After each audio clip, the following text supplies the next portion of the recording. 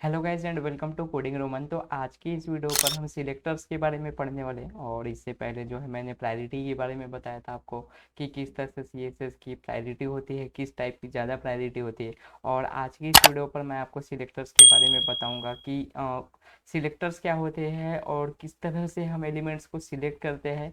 वो सारी चीज़ें आज की इस वीडियो पर मैं क्लियर करने वाला हूँ। तो चलिए वीडियो को स्टार्ट करते हैं। और सिलेक्टर क्या होता है? तो सिलेक्टर एक तरह का मेथड है या फिर मैं बोल सकता हूँ वो एक प्रोसेस है जो कि हमें एचटीएमएल के एलिमेंट्स को एक्सेस करने की अनुमति प्रदान करता है, बोल सकता हूँ मैं। ठीक है। और उस पर किस तरह से कितने टाइप के सिलेक्टर होते हैं? वो नॉर्मली होते हैं 4 टाइप के: आईडी सिलेक्टर, क्लास सिलेक्टर, और तीसरा है यूनिवर्सल सिलेक्टर, और चौथा है टैग सिलेक्टर। और यूनिवर्सल सिलेक्टर में स्टार यूज किया जाता है। मैंने जो है वो यहाँ पर हैज लगा दिया हूँ। तो यहाँ पर जो है वो स्टार यूज करते हैं और मैं आगे बताऊंगा किस तरह से जो है यूनिवर्सल सिलेक्टर का यूज किया जाता है। ओके। और आईडी, क्लास, यूनिवर्सल और टैग सिलेक्टर। अब टैग में मैंने पी लिखा हूँ तो यहाँ पर कोई भी आप जो है वो यहाँ पर टैग डाल सकते हो, जैसे H1 टैग है, पी टैग है, LI टैग है, ये यूएल टैग है। ये सारी चीज़ें मैं आपको बताऊंगा आगे। और किस तरह से ये सिलेक्टर्स काम करते हैं, चलो मैं प्रैक्टिकली आपको VS कोड पर ले जाता हूँ और आपको देख लेते हैं कि किस तरह से इन टैग्स का यूज करते हैं। तो आ चुके हैं हम अपने VS कोड पर और यहाँ से मैं आपको बताऊंगा। और यहाँ पर मैं क्या करूँगा, एक न्यू फाइल बना लूँगा डायरेक्ट। और न्यू फाइल बना लूँगा tut21.html, क्योंकि ये हमारा 21th ट्यूटोरियल है HTML का और इस पर हम CSS कवर करने वाले हैं। और आज के इस वीडियो पर मैं आपको सिलेक्टर्स के बारे में बताऊंगा। ठीक है। तो यहाँ पर हम सिलेक्टर्स लिख लेते हैं, सॉरी, CTORS। ओके, सिलेक्टर्स हो गया। और यहाँ पर मैं क्या लिख लूँगा, एक कंटेनर ले लूँगा, div.container। और उसके अंदर हम लिख लेंगे H1 हमारा। ठीक है। H1 के अंदर मैं नॉर्मली यही लिखता हूँ मैं, कोडिंग रोमन। आप अपना नाम लिख सकते हो अपने वेबसाइट का, या फिर माय वेबसाइट ऐसा लिख सकते हो, माय फर्स्ट वेबसाइट, इस तरह से लिख सकते हो। ओके। और मैं यहाँ पर बात करूँगा, लॉरेम लिख लूँगा और एक लॉरेम हम डाल देंगे। और कंट्रोल एंटर करते ही एक क्या कर लूँगा, मैं बटन डाल दूँगा। और बटन पर यहाँ पर हम लिख देंगे सबमिट। ओके। और इसको मैं लाइव करता हुआ और हम देख लेते हैं कि हमारा ये चल रहा है कि नहीं, मतलब ये वेबसाइट चल रहा है कि नहीं। ठीक है। तो कोडिंग रोमन चल रहा है हमारा 221 नाम की फाइल। ओके। और चलिए, ये सारी चीज़ें तो हो चुकी है। और यहाँ पर हमने टाइटल डाले थे सिलेक्टर्स, वो भी चल रहा है। ठीक है। तो अभी हम बात करेंगे CSS के सिलेक्टर्स की। और यहाँ पर मैं जो है वो सिलेक्टर यूज करूँगा और किस तरह से करते हैं वो आपको बताता हूँ। ठीक है। तो यहाँ पर थोड़ी देर के लिए मैं इसको ऐसा कर लूँगा। ठीक है। तो यहाँ पर मैं क्या करूँगा, यहीं पर स्टाइल डाल दूँगा मैं। ओके। और यहीं पर स्टाइल से बता दूंगा आपको कि किस तरह से कितने टाइप के सिलेक्टर्स हैं और कैसे कैसे यूज करते हैं। ओके। तो मैं यहाँ पर टाइप की पहले बात करूँगा, जैसे कि 4 टाइप के हैं, मैंने बताया था आपको, आईडी और क्लास। और और क्या होता है, और होता है एक टैग सिलेक्टर होता है और यूनिवर्सल सिलेक्टर होता है। तो यूनिवर्सल, सॉरी, टैग सिलेक्टर और एक होता है यूनिवर्सल सिलेक्टर। तो यूनिवर्सल सिलेक्टर क्या करता है, आपके पूरे पेज को जो है वो HTML के पूरे पेज को वो एक आप जो है वो पूरे पेज को एक तरह की स्टाइलिंग जो है वो अप्लाई कर सकते हो। आईडी सिलेक्टर जो है वो एक पर्टिकुलर आईडी के लिए होता है, यानी मान के चलो आपने H1 दे दिया, तो H1 को हमने आईडी दी है तो वो उसी पर्टिकुलर H1 के लिए ही रहेगा। जैसे कि आप अपने क्लास में या फिर आपके कॉलेज में आपको एक पर्टिकुलर आईडी मिली है जो कि आप रोल नंबर बोलते हो। ठीक है। तो जो आपका रोल नंबर है वो सिर्फ आपका ही रोल नंबर है, वो रोल नंबर किसी दूसरे आपके दोस्त का नहीं हो सकता। तो वैसे ही यहाँ पर भी है, आईडी एक पर्टिकुलर एलिमेंट के लिए रहता है। और क्लास बोले तो एक ग्रुप ऑफ एलिमेंट हो सकता है जहाँ पर हम बहुत सारे एलिमेंट्स को रख सकते हैं, उसे हम क्लास डिफाइन करते हैं। और टैग सिलेक्टर हो सकता है एक पर्टिकुलर नाम, जैसे कि आपका नाम है और आपका वो एक टैग है, जैसे कि आप, मेरा नाम रोमन है तो रोमन मेरा एक टैग है। ठीक है। और वो अगर दूसरे का नाम भी रहेगा तो फिर भी मेरा नाम जो है वो एक टैग के रूप में माना जाएगा। ठीक है। यानी मेरा जो हाइट है, विथ है, वेट है, ठीक है, और कलर है, ये बाकी दूसरे की सेम नहीं रह सकती। एक तो नाम सेम हो सकता है बट मेरी जो प्रॉपर्टीज है वो सेम नहीं हो सकती। तो यहाँ पर टैग आपको समझ में आ गया होगा। और ये चारों टाइप्स किस तरह से होते हैं वो ब्रीफली आपको बता दिया हूँ मैंने। अब इनका यूज किस तरह से होता है मैं आपको बताता हूँ। ठीक है। तो पहले हम बात करेंगे हमारे क्लास सिलेक्टर के बारे में, ठीक है। सॉरी, क्लास से पहले मैं आपको बता देता हूँ यूनिवर्सल सिलेक्टर के बारे में। तो यूनिवर्सल सिलेक्टर जो है वो आपको स्टार लगा के करना पड़ता है। मैंने वहाँ पर हैश डाला था, लेकिन आपको स्टार करना है।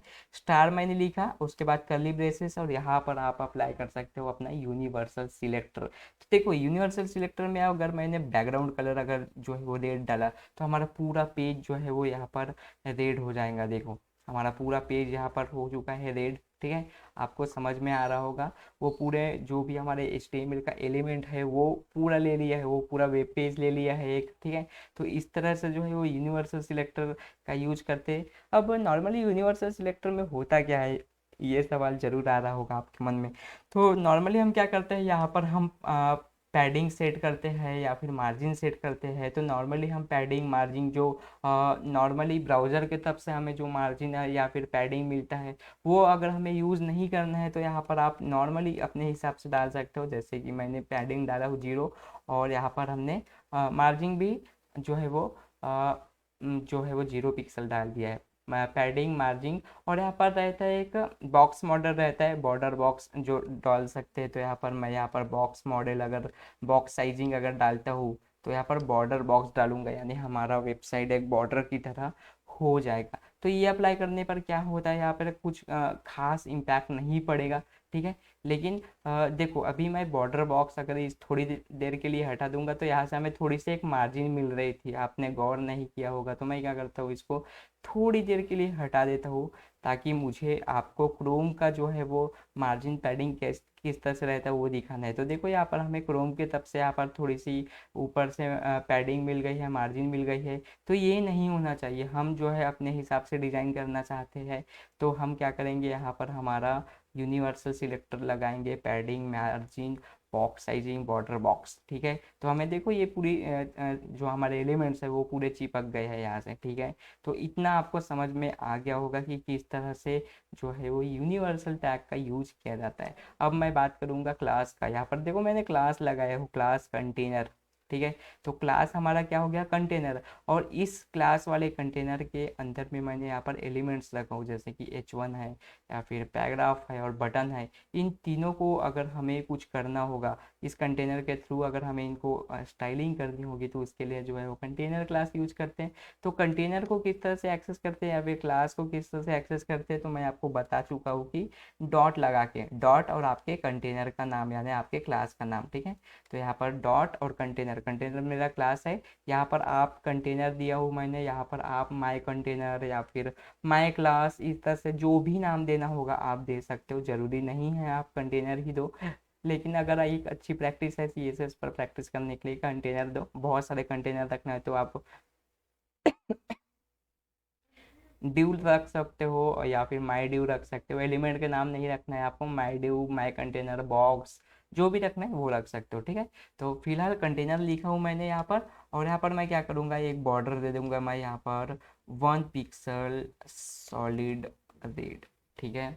1 पिक्सल सॉलिड रेड दे दिया मैंने। अब देखते हैं, देखो यहाँ पर हमें बॉर्डर मिल गया है एक रेड, ठीक है। तो मैं क्या करूँगा, थोड़ा सा मार्जिन ले लूँगा मैं यहाँ पर, ठीक है। तो मार्जिन ऑटो ले लेता हूँ मैं, ठीक है। तो मार्जिन ऑटो ले लिया मैंने यहाँ पर। ओके, तो मार्जिन ऑटो क्या मिल जाएंगे मुझे ना, सॉरी मैंने कुछ सेव हुए अगर ये नहीं किया हूँ शायद। ओके, तो यहाँ पर मार्जिन ऑटो से मैं क्या करूँगा, पहले 10 पिक्सल की ले लूँगा मैं, और कुछ होगा क्या देखते हैं। ओके, ऊपर से मुझे 10 पिक्सल का मार्जिन मिल गया है।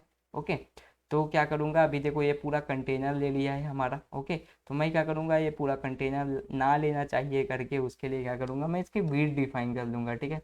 अब विड्थ डिफाइन किया हूँ तो मैंने कितना करूँगा, मैं उसका 70% वो पूरे ब्राउज़र का विड्थ लेना चाहिए, ऐसा हम कर लेते हैं, ठीक है। तो फिर से जाते हैं ब्राउज़र पर। अब देखिए इसने पूरे 70% ले लिया है। अब ये यहाँ पर मैं आपको डिजाइनिंग नहीं सिखा रहा हूँ, यहाँ पर मैं सिर्फ आपको बता रहा हूँ कि हमारा क्लास सिलेक्टर किस तरह से काम करते हैं, किस तरह से हम इस पर काम कर सकते हैं। मैं यहाँ पर पैडिंग भी डाल दूंगा मुझे, ताकि अंदर से भी पैडिंग चाहिए सभी एलिमेंट्स को। तो चलो ठीक है, मैंने पैडिंग भी डाल दिया हूँ और पैडिंग भी मिल गई है, ये देखो बटन वगैरह पैडिंग मिल गई है। ओके, तो ये हो गया है हमारा क्लास के बारे में। ओके, अब मैं बात करूँगा यहाँ पे हमारा टैग नेम के बारे में और एक हमारा है आईडी सिलेक्टर के बारे में, ठीक है। तो यहाँ पर देखो आईडी के लिए मैं क्या करूँगा, यहाँ पर आईडी दे दूंगा, जैसे कि मैं यहाँ पर H1 को एक आईडी दे दूंगा और ये हमारा रहेगा माय हेडिंग, ठीक है। मैं ये यहाँ पर इसको आईडी दे दिया हूँ, ठीक है, माय हेडिंग नाम का। अब इसको मुझे हेडिंग यानी मुझे जो भी अब अप्लाई करना होगा इस पर, तो मुझे एज अ आईडी अप्लाई करना होगा। वो तो मैं डायरेक्ट H1 लिख के भी कर सकता हूँ, लेकिन बहुत सारे अगर मान के चलो आपके वेबसाइट पर H1 है, फिर क्या करोगे, तो उसके लिए करना पड़ेगा आपको आईडी का यूज, ठीक है। और आईडी का यूज मैं करूँगा, तो आईडी का ऐसा एक्सेस करते हैं, वो लिखते हैं हैश लगाकर और आपके आईडी का नाम, जैसे कि हमारी आईडी का नाम क्या है, माय हेडिंग, ठीक है। उसके बाद जैसे कि हम प्रॉपर्टीज डालते हैं वैसे ही, तो यहाँ पर मैं क्या करूँगा, यहाँ पर कलर डाल दूंगा मैं रेड, ठीक है, क्योंकि रेड ब्लू ये मेरे फेवरेट्स कलर है और ये मुझे अच्छा लगता है। अगर डेमो दो आप तो वो आपके ब्राउज़र में दिख के आता है, निखर के आता है, वो समझ में आ जाएगा, ठीक है। तो देखो मैंने H1 को आईडी देकर जो है वो कलर रेड कर दिया है इसका। तो इस तरह से आप आईडी सिलेक्टर का यूज कर सकते हो। और अब जो है लास्ट बात, मैं ज़्यादा प्रॉपर्टीज़ यहाँ पर यूज़ नहीं करूँगा।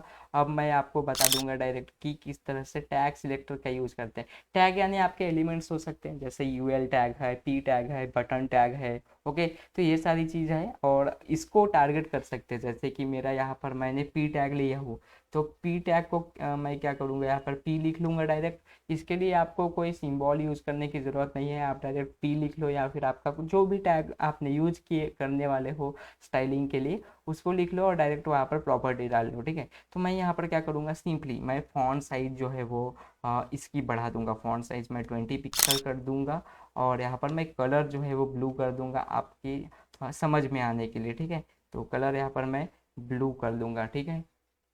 तो देखो यहाँ पर कलर ब्लू और थोड़ी सी साइज इसकी बढ़ गई है, ओके। और देखो यहाँ पर अलाइनमेंट टेक्स्ट जस्टिफाई करना पड़ेगा मुझे, ताकि वो जस्टिफाई हो जाए, ठीक है। तो टेक्स्ट अलाइन करना पड़ेगा मुझे ताकि वो अच्छे से मिल जाए। और यहाँ पर मैं जस्टिफाई अगर लिखता हूँ, टेक्स्ट अलाइन जस्टिफाई, ये बताऊंगा जब मैं आपको फॉन्ट वगैरह बताऊंगा, तब ये आगे हम एक्सप्लेन करूंगा, ठीक है। तो देखो यहाँ पर हमारे एक लाइन में मिल गई है, ओके। अब बटन को डिजाइन करना है, तो बटन को मैं डिजाइन नहीं करूंगा, बटन आप डिजाइन करोगे। किस तरह से करते हो मुझे कमेंट सेक्शन पर जरूर बताना कि आपने बटन को कैसा डिजाइन किया, एज अ टैग सिलेक्टर किया या फिर उसको आईडी देकर किया, क्लास देकर किया, कैसा डिजाइन किए, मुझे जो है वो कमेंट सेक्शन पर बताओ। और आई होप यह टैग सिलेक्टर या फिर आईडी सिलेक्टर आपको समझ में आ गया होगा। नेक्स्ट वीडियो से हम और भी इंटरेस्टिंग चीज़ें पढ़ने वाली है CSS के बारे में। तो आई होप यह वीडियो आपको पसंद आई होगी। वीडियो अगर पसंद आई होगी तो प्लीज़ वीडियो को लाइक कर दीजिएगा। मिलेंगे नेक्स्ट वीडियो पर, तब तक के लिए कोडिंग करते रहिएगा। And thanks guys for watching this video and I will see you in the next video.